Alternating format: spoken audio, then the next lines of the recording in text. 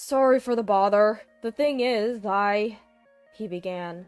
The moment I learned the truth, I was filled with surprise, gratitude toward my father-in-law, and a sense of liberation. My name is Charlotte. Born in April, surrounded by the gentle scent of blossoming flowers, as my name suggests. Since then, 45 years have passed. I've devoted my life to my family as a wife and a mother, cherishing each day. But problems arose outside of my family life. I used to spend joyful times with my family alone. I met my husband Joseph at a club in college. We hit it off, started dating, and eventually got married. We have a son, but he's working in the city as a professional, so he only returns home once every 6 months. Ever since it became just the two of us, Joseph and I looked forward to revisiting places we went when we first dated. How about going to Six Flags tomorrow on our day off? Now here's the question. What did Charlotte do 23 years ago at that amusement park? Did I do something? Caught off guard by Joseph's sudden question, my mind raced to remember. Something from that long ago? Oh, I remember. After riding the teacups, I got dizzy and fell into a nearby pond. That's correct. I was so embarrassed I wanted to pretend I didn't know you. How mean! Why did you let go of my hand then? Laughing about my embarrassing moments like this has become a treasured pastime. Even when it's just the two of us at home, the atmosphere never darkens. We lived a happy life. Due to Joseph's shift work, there were days we hardly saw each other. But since I adjusted my work to match his schedule, I rarely felt lonely. However, then a major event that would drastically affect our lives happened. Our father-in-law was diagnosed with terminal pancreatic cancer. Surgery was difficult, and the 5-year survival rate was less than 2%. A dire illness. Both Joseph and I were filled with such hatred, our hands clenched into fists. When a loved one suddenly falls ill, you wonder what you can do. What's the best course of action? And your mind goes blank. Joseph has a sister living in the neighboring town, but she doesn't know about this yet. Deciding to inform her soon, Joseph picked up his smartphone and made a call. After 7 rings, a loud, shrill voice echoed through the receiver. Why are you calling now of all times? I'm busy preparing dinner. We have something important to talk about. We'll come over tomorrow evening. Despite her complaints about the sudden development, this wasn't the time to worry about such things. After conveying the necessary information, Joseph hung up. Joseph normally didn't pay much mind to his free-spirited sister-in-law, who rarely shows up at family gatherings and doesn't quite mesh well with his personality.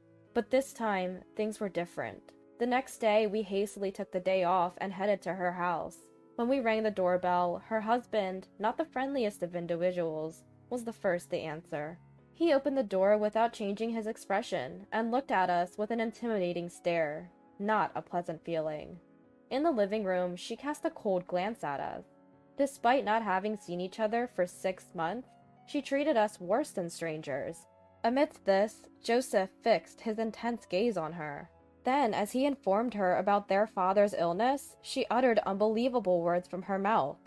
So what? You came all the way here to say that? The sickness is Dad's fault. Don't tell me you came here expecting me to take care of him.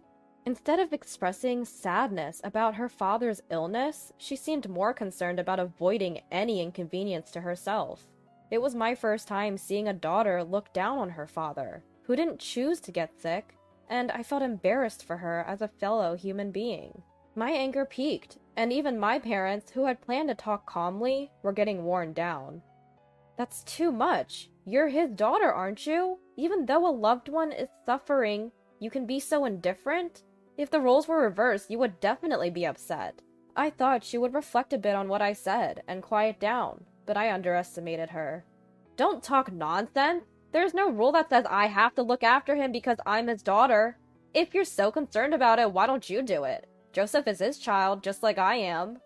Indeed, my husband Joseph is also father-in-law's child, and it's not right to put the responsibility on sister-in-law alone. Because she's so irresponsible, I thought she should step up and take care of father-in-law at a time like this. But people like her are good at justifying their behavior. What she said wasn't wrong, and I figured it was futile to argue any further, so I dropped it.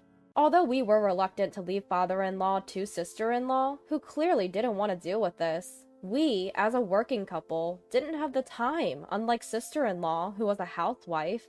If Joseph had to quit his job, it would be better for our finances if I quit mine, but I found fulfillment in my current job. As I was considering my options, sister-in-law revealed her trump card with a triumphant look on her face. By the way, Charlotte, you have a nursing certification, don't you? You know more than an amateur like me. I think you should be the one to take care of him. It's reassuring for the patient to have a professional take care of them, isn't it? I had worked as a CNA in a nursing home 15 years ago, having earned a nursing certification so that I could take care of my parents if something happened, since I'm an only child. Knowing it would be futile to pursue sister-in-law any further, we decided to go home and think things over. I'm sorry you have such an unfeeling and troublesome sister-in-law. She's not the type to reflect on herself, even if I said something, so I couldn't say anything. No, it's okay. I knew that no matter what you said, it wouldn't change anything. It's not your fault, Joseph. What should we do? I can tell you love your job, and I would feel bad taking that away from you just because my dad got sick. But even in a situation like this, it made me happy to see Joseph thinking so much about me. But unlike sister-in-law, I'm not heartless. I wanted to cherish every minute of father-in-law's life. It's okay, don't worry about me. I can figure out my job situation later. The most important thing is I met you, thanks to your dad, so I want to express my gratitude. Holding Joseph's hand, I saw his eyes welling up with regret. Let's face this together. Seeing Joseph's expression lighten a bit, I geared up to tackle the bigger problem. The biggest issue here is money, isn't it? While chatting with Joseph, it turned out that my father-in-law had only signed up for the cheapest insurance available. That meant the guaranteed expenses would be minimal, and we'd have to pay out of pocket for necessities. Well, his daughters definitely won't offer to chip in, he said. And they should be contributing more if they're not going to help take care of him. Their lack of dependability was disheartening, even though I hadn't expected much to begin with. Caring for a sick person requires mustering up your own motivation when it's at rock bottom. It's not an easy task. It was a battle against myself. The next day, I decided to step away from my work in the bar kitchen, where I'd enjoyed the camaraderie and hard work alongside the younger staff. When I explained the situation, everyone was understanding, though their disappointment at my leaving was palpable. "Please come back when you can," they said. Those words gave me strength and became my motivation for what lay ahead. With that, I headed straight to the hospital where father-in-law was waiting. Arriving at the hospital, I saw father-in-law from behind, quietly facing away from the entrance. I couldn't tell if he was staring out the window or sleeping, but his loneliness and sadness were palpable, and I couldn't find the words to speak just yet. After about 30 seconds, I took a deep breath and walked closer to father-in-law. As I tried to figure out what to say and how to say it, father-in-law spoke first. "Charlotte, thank you for coming. I'm sorry to be such a burden." His face softened as he greeted me, but quickly his eyes filled with worry, and his expression darkened. He was so considerate, despite his illness, and it angered me that his own daughter, sister-in-law, couldn't bother to be here. "Please, let me know if there's anything I can do for you."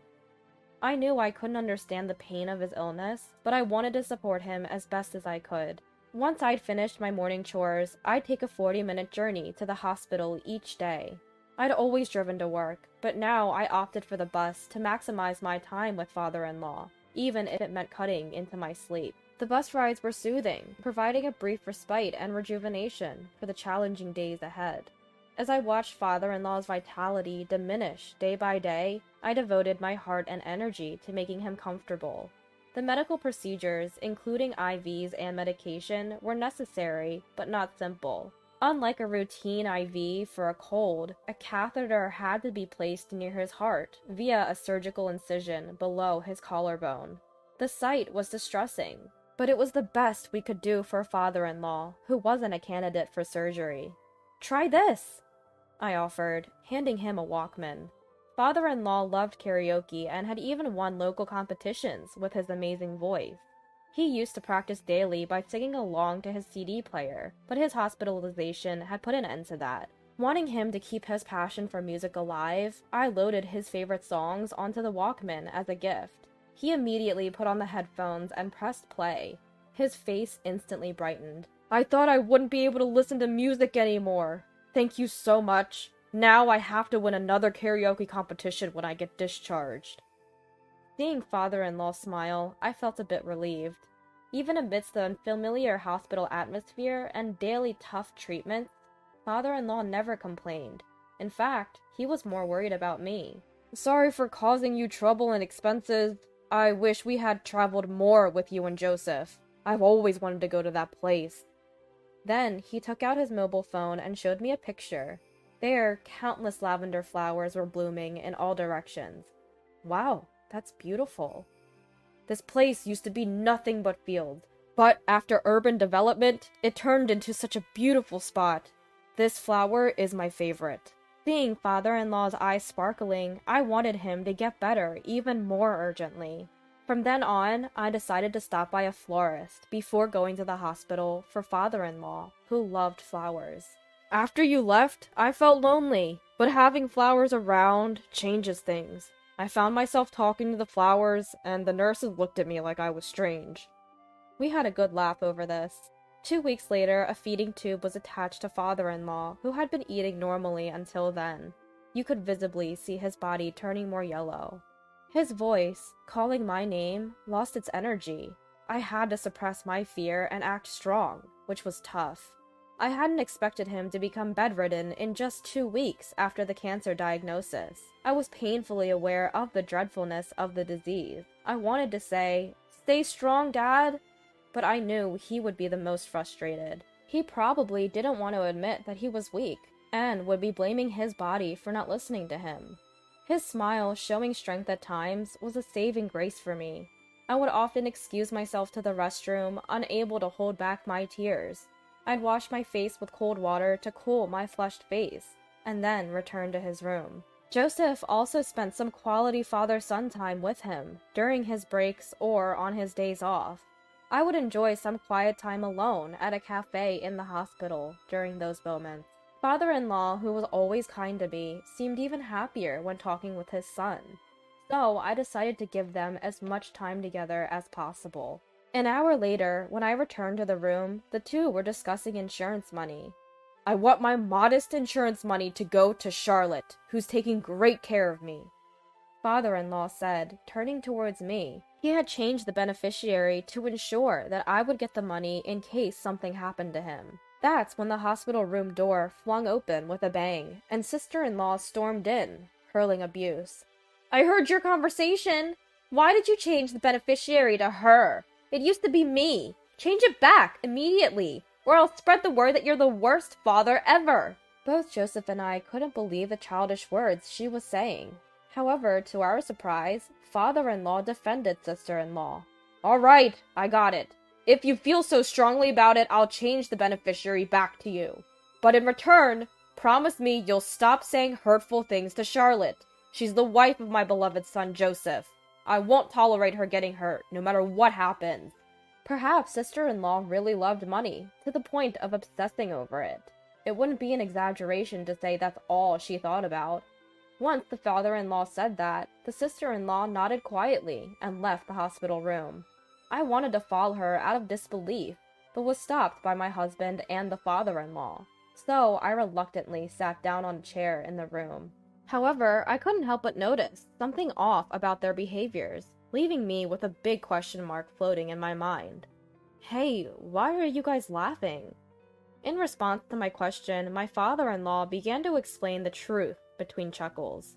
"That silly girl really believed all my assets were tied up in insurance and went home. Your plan worked well, Dad." Then my father-in-law took out 3 bank cards from a locked drawer and handed them to me. He told me they held a fortune beyond my wildest imagination, which left me speechless with surprise. I knew the father-in-law was wealthy, but a new question popped up in my mind. Why was he only enrolled in a single minimal insurance plan? However, it was a decent plan that would give him $10 million in the event of his death. "All my assets are on these cards. I know I don't have much time left, so I want you two to use it.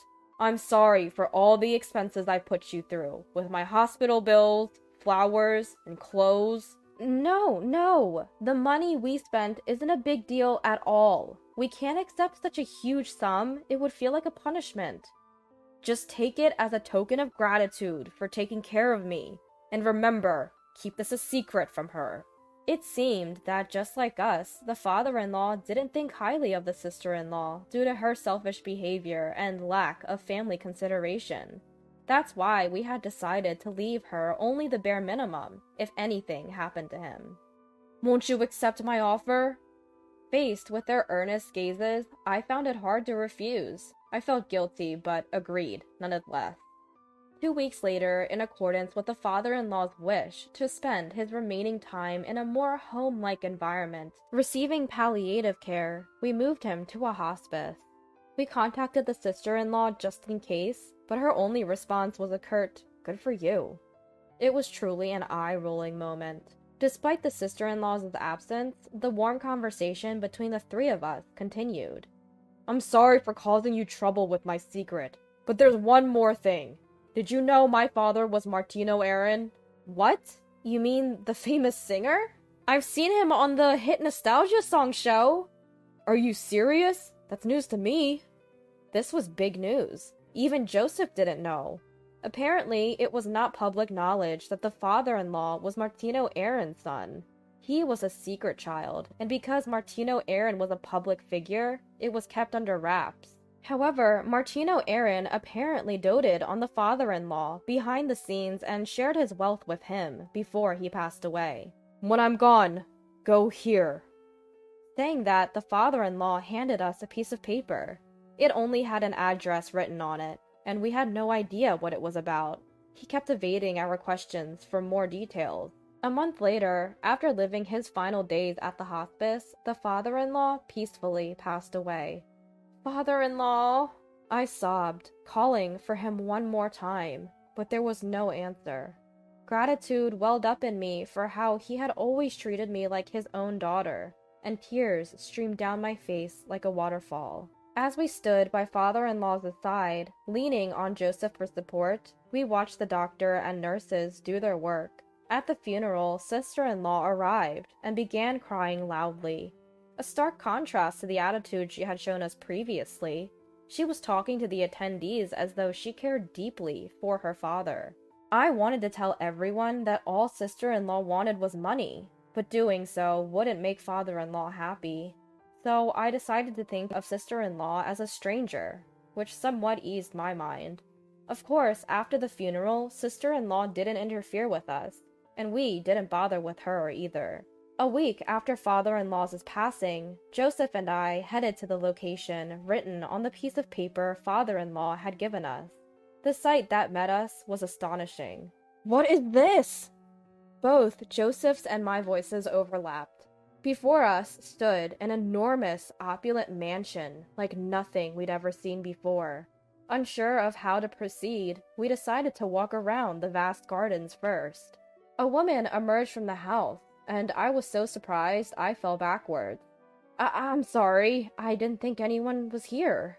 The woman in front of us wore a kind smile as she invited us into the house. The interior was so extravagant, with marble, diamonds, and ornate decorations. It felt like we had stepped into a dream. The woman guided us to a room with plush chairs where we sat down. As I hurried to understand the reality of the situation, the woman began to speak slowly. "I've been the caretaker of this house. Your father owned this place and used it to entertain his friends from time to time.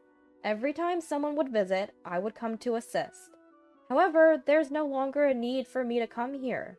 Your father's final wish was to hand over the ownership of this house to you, Joseph and Charlotte."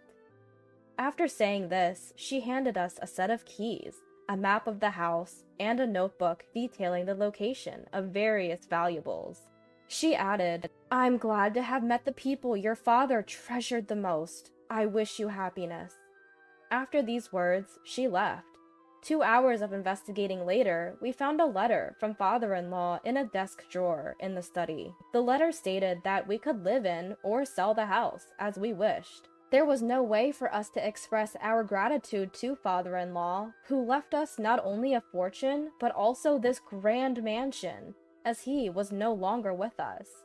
All we could do was continue living in this world, for father-in-law's sake. The following month, we decided to go to a hotel father-in-law had wanted to visit for 15 years.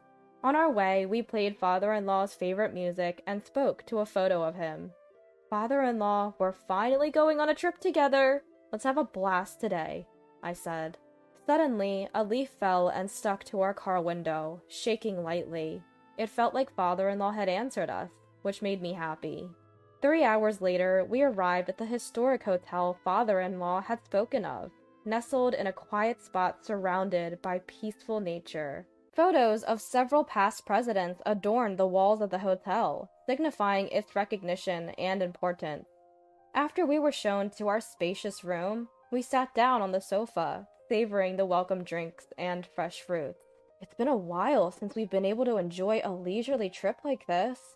Yeah, well, Dad's with us today. It had been a long time since Joseph and I had shared a look, and I couldn't help but feel a bit embarrassed. After enjoying the spa and exploring the hotel, it was finally time for the meal we were looking forward to. Since we had ordered meals for 3, the room service staff who brought it to our room was quite surprised. When we explained the situation, they nodded in understanding, with a kind smile. After talking about my father-in-law for a while, they even offered us a bottle of wine on the house. This is delicious!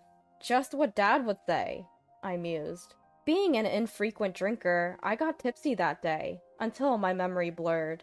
However, my husband Joseph, who was good with alcohol, remembered my actions and told me about them the next morning. Last night, you kept stroking Dad's picture and saying, "I love you." I can count on one hand the number of times you've said that to me.